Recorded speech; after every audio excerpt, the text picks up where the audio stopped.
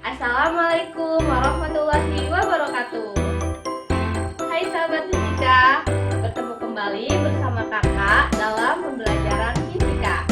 Bersama kakak, fisika pastinya lebih mudah dan menyenangkan. Sahabat fisika, bagaimana nih kabarnya? Semoga senantiasa dalam perlindungan Allah Subhanahu wa Ta'ala. Walaupun saat ini masih marak wabah COVID-19, tentunya jangan sampai hal tersebut menurunkan semangat belajar kita. Mari terus kita tingkatkan semangat belajar walaupun harus dilakukan dari rumah. Baik, kali ini kita akan membahas topik fisika yang tidak kalah seru dengan topik yang lainnya, yaitu mengenai induksi elektromagnetik. Adapun tujuan pembelajaran yang akan kita lakukan yaitu mampu menjelaskan pengertian dari induksi elektromagnetik, mampu menjelaskan faktor-faktor yang mempengaruhi besarnya induksi elektromagnetik, mampu menyebutkan penerapan induksi elektromagnetik dalam kehidupan sehari-hari. Adapun karakteristik dari konsep induksi elektromagnetik yaitu diantaranya adalah faktual, teoritis, kontekstual, matematis, dan ilmiah. Baik sahabat fisika, sebelum kita masuk ke materi, baiknya sahabat fisika simak video berikut ini.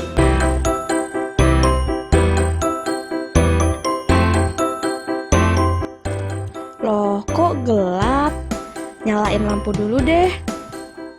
Nah, kan terang. Untung ada listrik. Duh, gerah banget nyalain kipas ah. Adem. Untung ada listrik. Tapi gimana ya mekanisme adanya listrik dari rumah ke rumah?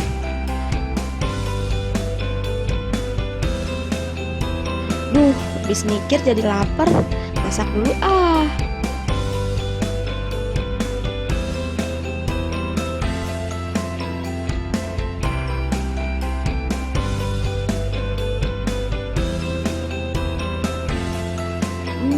Enak.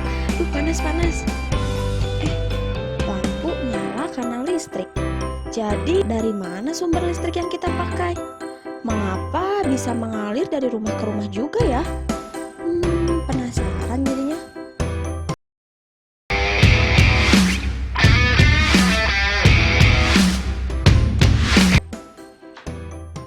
Nah, sahabat fisika, bagaimana tayangan videonya tadi? Setelah menyimak tayangan video tadi, kira-kira bagaimana ya mekanisme munculnya penggunaan listrik dari rumah ke rumah? Dan mengapa kompor tanpa api tapi bisa menghasilkan panas? Kemudian, apa hubungannya dengan konsep induksi elektromagnetik? Penasaran dan pengen tahu jawabannya? Yuk, kita cari tahu jawabannya di video kali ini. Induksi elektromagnetik adalah peristiwa timbulnya arus listrik karena adanya perubahan flux magnetik. Sedangkan flux magnetik adalah banyaknya garis gaya listrik yang menembus suatu bidang.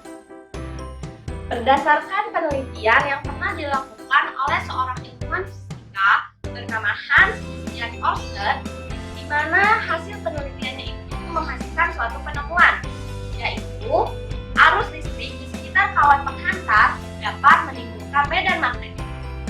Nah, berdasarkan penemuan tersebut, timbullah pertanyaan besar di kalangan ilmuwan pada abad 19, yaitu jika arus listrik bisa menghasilkan medan magnet, apakah medan magnet juga bisa menghasilkan arus listrik?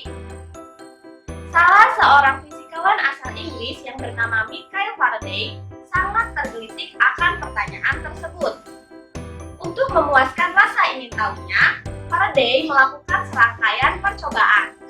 Dan percobaan yang dilakukan oleh Faraday hingga kini terkenal sebagai percobaan Faraday. Dalam percobaan Faraday terdiri dari baterai yang dihubungkan dengan kawat. Nah, nanti kawat ini akan dililitkan pada torus atau besi yang nantinya akan dihubungkan lagi ke baterai. Sedangkan pada sisi kawat, pada sisi besi atau sisi torus yang lainnya juga dililitkan dengan kawat, tetapi dihubungkan terhadap galvanometer. Nah, galvanometer ini merupakan alat yang mampu mendeteksi adanya arus listrik dan juga arah alirannya. Jadi, ketika ada arus yang mengalir pada suatu rangkaian, maka galvanometer ini akan mendeteksi dengan menyimpangkan jarumnya. Ketika jarum galvanometernya menyimpang ke kanan, maka terdapat arus yang terdeteksi dan arus ini arahnya itu bertanda positif.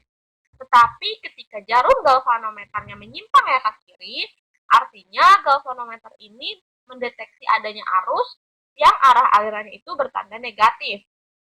Sedangkan ketika jarum galvanometernya ini diam atau kembali ke skala 0, artinya tidak ada arus yang terdeteksi oleh galvanometer.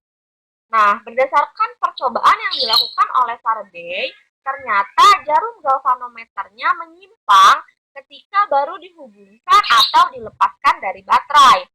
Nah, hasil percobaan inilah yang dikenal sebagai hukum Faraday, yaitu perubahan medan magnet dapat menyebabkan perubahan flux magnetik yang menghasilkan arus listrik.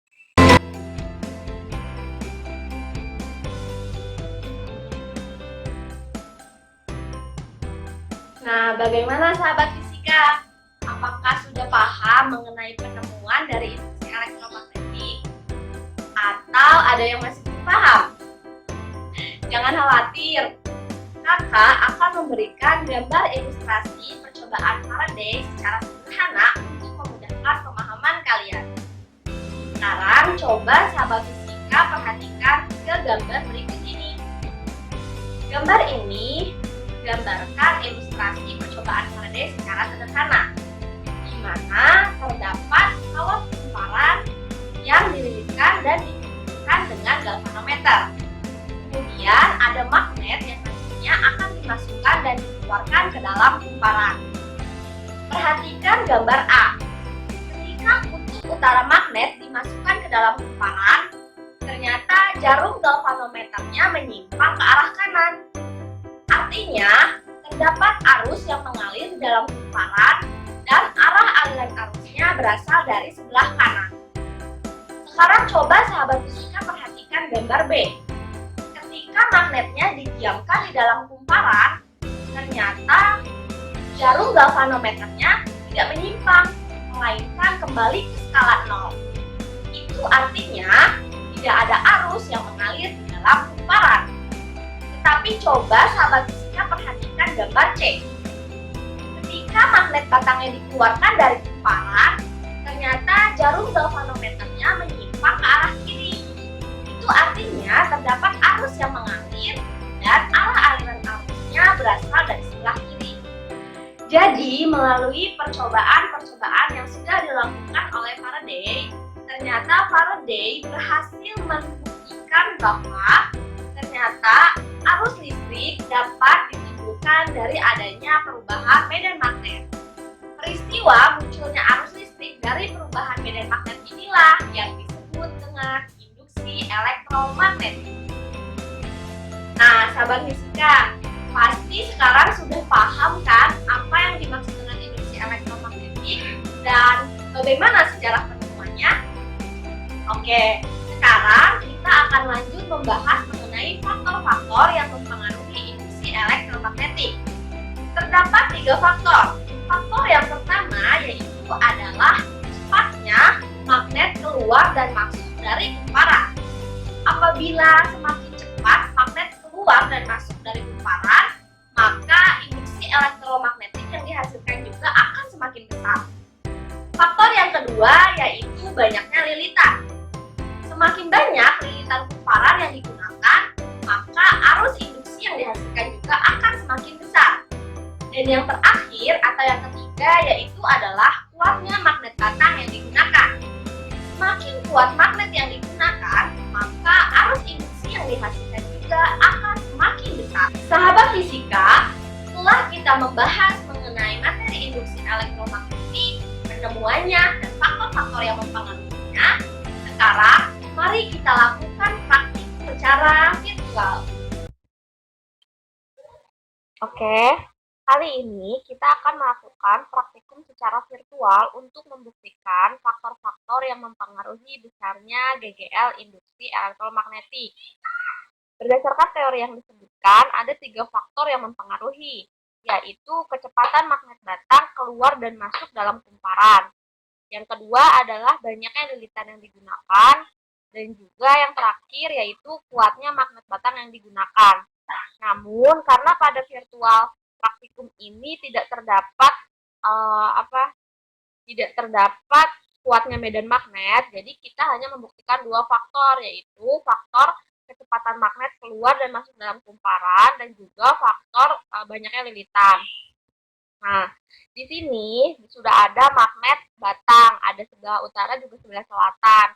Di sini juga disajikan jenis kumparan, ada yang 1 kumparan, ada yang 2 kumparan. 2 kumparan ini nantinya untuk membuktikan faktor banyaknya lilitan yang digunakan. Nah, sekarang di sini adalah galvanometernya. Nah, galvanometer ini disertai dengan jarum. Jadi ketika ada arus yang mengalir dalam kumparan, nanti jarumnya akan menyimpang, menandakan bahwa ada arus yang mengalir dalam kumparan.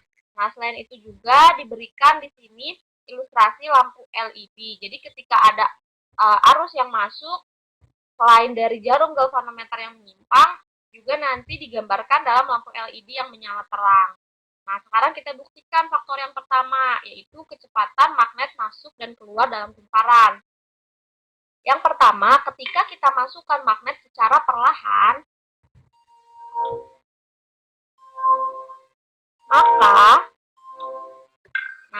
maka terlihat terdapat arus yang mengalir yang ditandai dengan jarum galvanometer yang menyimpang secara perlahan ke kiri, ke kanan, secara bergantian. Dan juga lampu LED yang menyala secara perlahan karena ada arus yang mengalir. Tetapi ketika kita coba memasukkan magnet ke dalam kumparan secara cepat, apakah terdapat pengaruh terhadap arus yang dihasilkan? Nah, sekarang kita coba ya.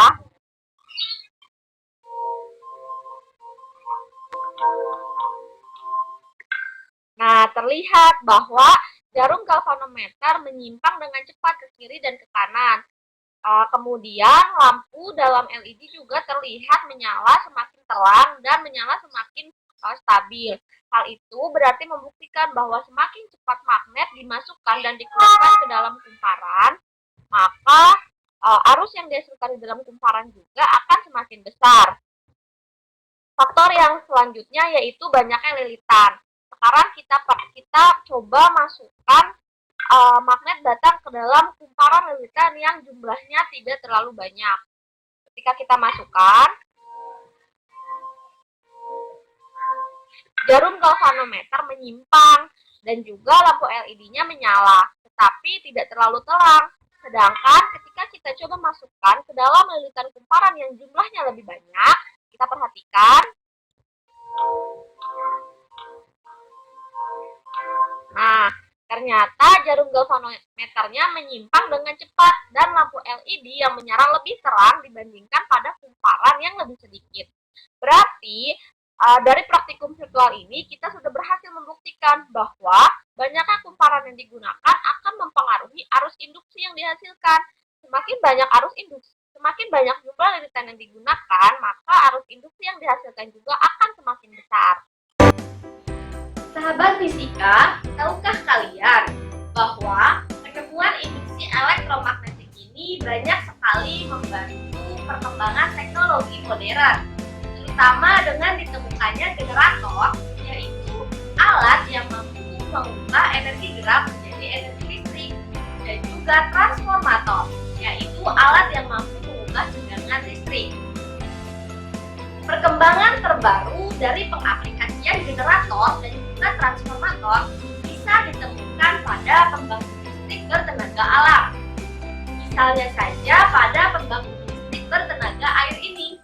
Mekanisme munculnya penggunaan listrik dari pembangkit listrik bertenaga air hingga ke rumah-rumah Dimulai dengan air yang ditampung di bendungan. Penampungan air ini dikarenakan turbin membutuhkan pasokan air yang cukup dan juga stabil. Air yang ditampung di dalam bendungan nantinya akan diteruskan ke turbin melalui pipa besar. Air yang diterima oleh turbin merupakan sebagai energi gerak yang nantinya akan dikirimkan ke generator. Generator nantinya akan menerima air sebagai energi gerak yang dikirimkan oleh turbin dan mengubahnya menjadi energi listrik. Energi listrik ini nanti akan dikirimkan ke transformator untuk diubah tegangannya menjadi lebih besar. Generator dan transformator inilah yang menerapkan konsep induksi elektromagnetik. Energi listrik dari transformator yang sudah diperbesar nantinya akan dikirimkan melalui jalur transmisi ke rumah-rumah. Sehingga kita bisa merasakan pemanfaatan listrik dari pembangkit listrik bertenaga alam. Perkembangan terbaru lainnya dari induksi elektromagnetik bisa ditemukan pada kompor listrik induksi. Saat ini, kompor induksi menjadi pilihan terbaru untuk fungsi memasak karena lebih praktis dan lebih aman. Kompor induksi merupakan kompor listrik yang memanfaatkan prinsip induksi. Cara kerja kompor induksi yaitu ketika alat pemasak diletakkan di atas kompor, kemudian dialirkan arus listrik sehingga gulungan kawat di dalam badan kompor akan berubah menjadi medan magnet. Nah, gulungan kawat dan medan magnet ini nantinya akan berosilasi sehingga menimbulkan arus eddy. Arus eddy ini akan mengalir melalui resistansi alat pemasak.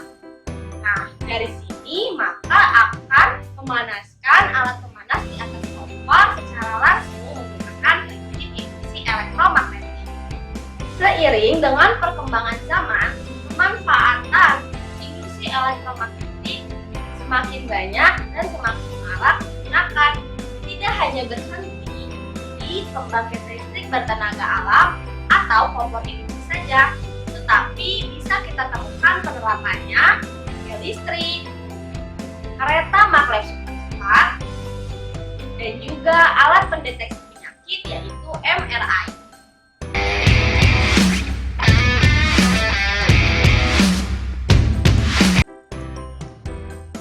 Untuk menyelesaikan persoalan berkaitan dengan GGL induksi dapat menggunakan rumus berikut ini.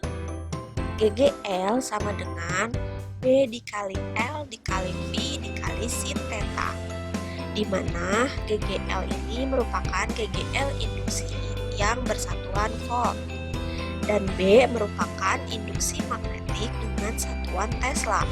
Sedangkan L merupakan panjang kawat penghantar dengan satuan meter, dan V adalah kecepatan kawat penghantar dengan satuan meter per sekon. Dan sin theta adalah sudut antara kecepatan kawat penghantar dengan induksi magnetiknya. Sekarang, untuk menguatkan pemahaman sahabat fisika, cobalah simak contoh soal berikut ini. Disajikan suatu gambar medan magnet dengan kawat penghantar yang memotong medan magnet.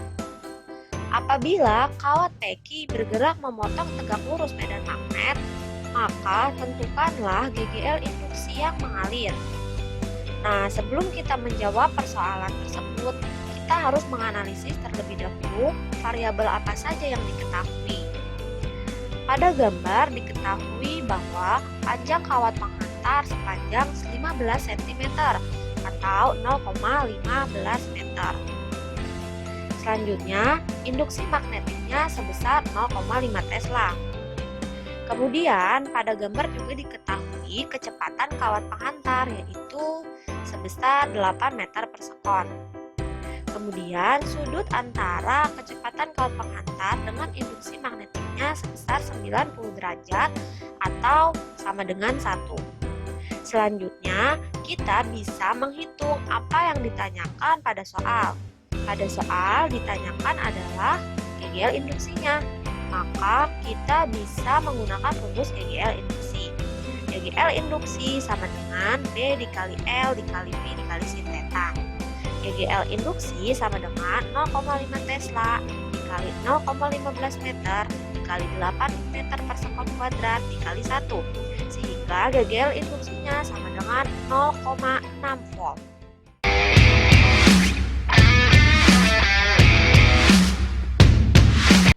Baik, sahabat fisika, setelah kita mempelajari mengenai induksi elektromagnetik, mari kita tarik kesimpulan yang bisa kita ambil. Yang pertama, induksi elektromagnetik merupakan peristiwa munculnya arus listrik karena adanya perubahan medan magnet.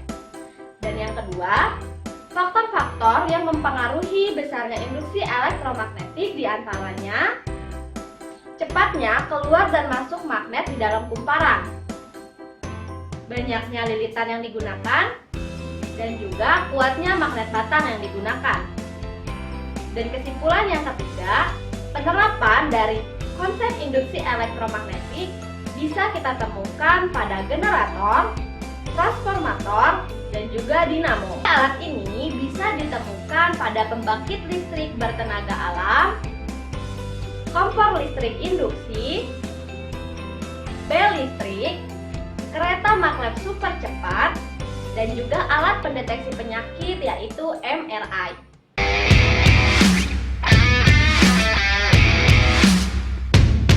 Baik, sebelum menutup kegiatan pembelajaran kali ini, Kakak ingin mengucapkan terima kasih kepada semua sahabat fisika yang sudah dengan semangat menyimak video pembelajaran kali ini. Tunggu video pembelajaran selanjutnya dan sampai jumpa. Wassalamualaikum warahmatullahi wabarakatuh.